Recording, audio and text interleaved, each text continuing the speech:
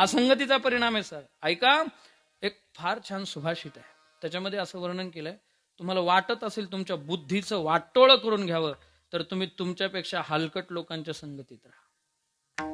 मोहनराव, तुम्हाला वाटत असेल तुमची बुद्धी आहे तशी राहावी तर तुम्ही तुमच्या समान अधिकारी लोकांसंगतीत राहा. आणि तुम्हाला वाटत असेल काहीतरी आपण विशिष्ट झालं पाहिजे, विशेष झालं पाहिजे, तर संतांच्या संगतीत राहा. जिंदगीचं सार्थक करायचं असेल, विशिष्ट व्हायचं असेल तर संतांची संगत करावी लागेल. ते सुभाषितकार वर्णन करतात, रियते हिमतीम पुंसा हिणै सह समागमात.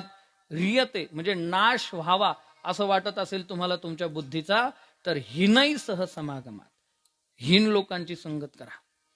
समैष्ट समता मिळती, बुद्धी आहे तशी राहावी वाटत असेल तर समान अधिकारी लोकांची संगत करा.